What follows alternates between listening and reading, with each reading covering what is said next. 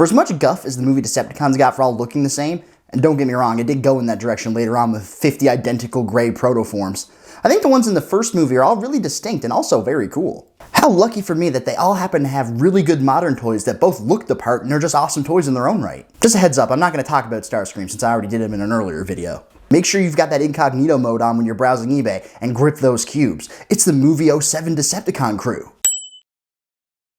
Since Blackout is the very first Transformer we ever see in the live-action Bayverse, I thought it would be all too appropriate to start this video with him. He sure is big. The little guy from Heliattack better pull out the big guns if he wants to take this thing. Feels like he weighs roughly the same amount as a tin lunchbox, and he's about the same color too. Love the mechanical detail on this helicopter. Look at those rivets. He's got landing gear and all. They're purely for looks and don't actually roll, but you know, it's good enough. His helicopter blade doesn't really spin in a very fast, toyetic way, but the mechanism feels heavy duty, which makes sense considering how powerful it would have to be to lift this behemoth off the ground. I'm not exactly a military weapons expert, but I'm pretty sure that massive rifle on the front could punch a hole in the side of a tank. I can't praise this thing enough. It's really rare in Transformers to get an alt mode this big, and a helicopter no less.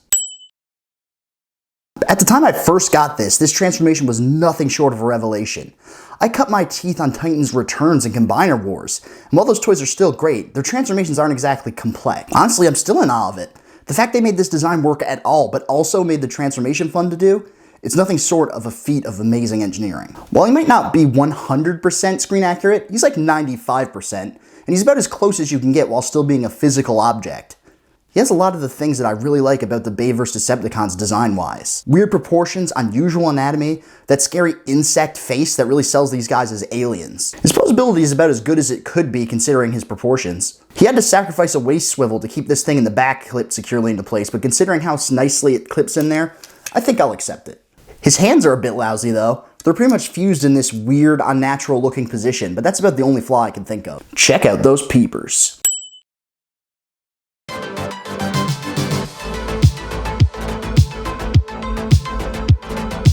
It could technically be argued that this guy is more of an accessory than an actual Transformer in his own right, but he did have a pretty prominent role in the movie, and I'm fond of him. He was the only name I recognized when I went to saw the movie as a young man, growing up a Beast Wars boy as I did. I had no idea who Bumblebee and Ratchet were. Now I know those names better than I know my own reflection in the mirror, but I digress. Scorponok is a pretty cool figure.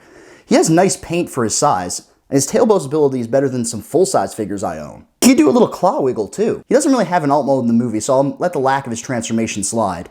He can fit into Blackout's undercarriage, but there's no button to deploy him or anything. The best you can do is just kind of tap him and let him fall out.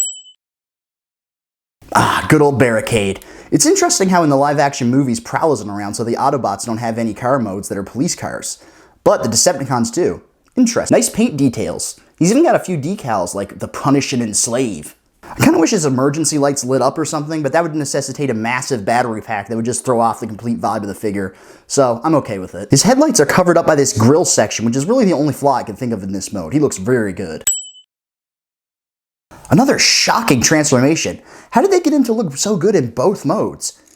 Admittedly, he does have kind of a big backpack, but it doesn't even come close to ruining things. His head sculpt is really good, but the paint on his eyes is a little sloppy, which is kind of disappointing compared to the picture-perfect peepers on Blackout. He has this cool spinning blade weapon that actually spins. I don't know what on earth this is supposed to be, but it's pretty cool. I've always really loved the design of Barricade's arms. He can pose really well, too. You can really get some emotion out of these big, long ones. He also doesn't have a waist swivel, but unlike Blackout, I feel like it easily could have been worked in here. Another great one.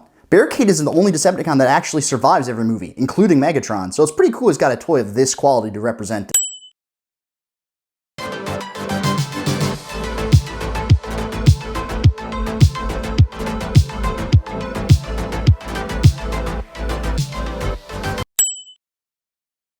One thing I will always give the Bayverse Transformers, they have some really cool vehicle modes. This thing is apparently some kind of mine-clearing vehicle, and while the claw might be a little bit exaggerated, the real vehicle does still have a gigantic claw on it.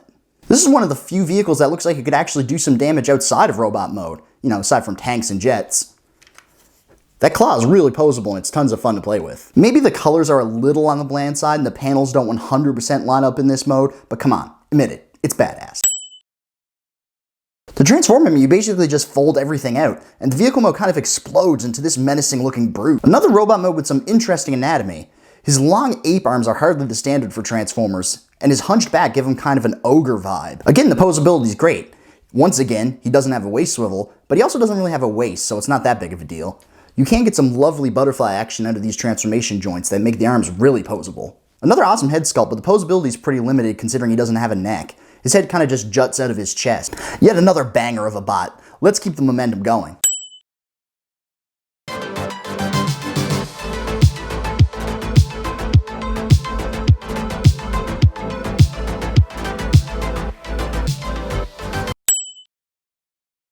Or maybe he's Movie Devastator.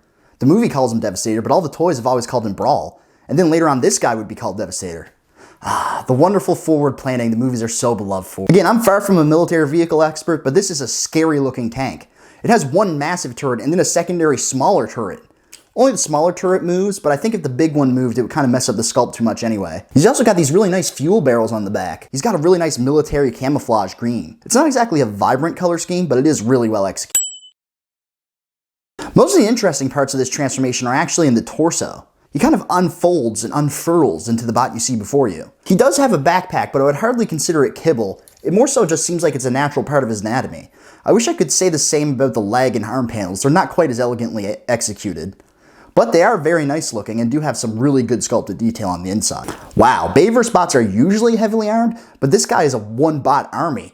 He's got a massive claw weapon with a Gatling gun attached, 2 shoulder-mounted rocket launchers, and an enormous 4-barreled cannon, or maybe it's also a rocket launcher, I can't remember.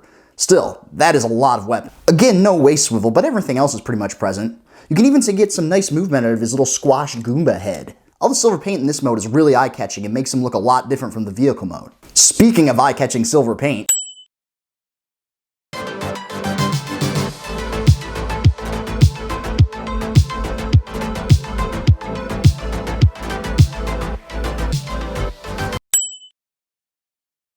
whoa, this alien jet is so bright I gotta wear shades.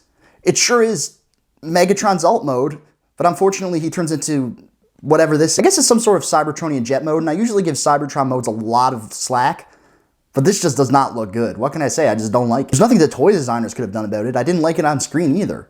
It's just the way it is.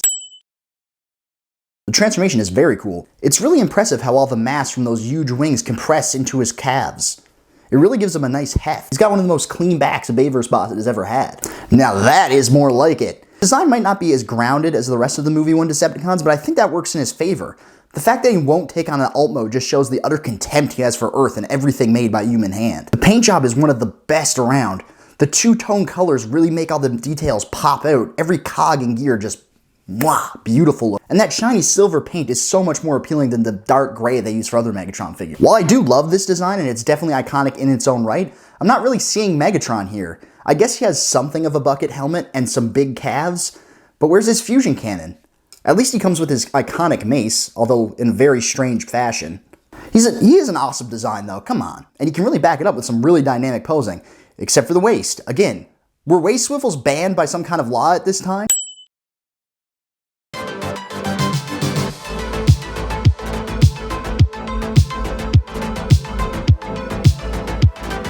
What a strong showing from the movie bots. As much guff as people give them, I'm glad to show them a little love. I know a lot of people came into the Transformers fandom from the movies. Anyway, I have to go check my eBay page. I think someone bid on those old pair of glasses I found. Fraz out.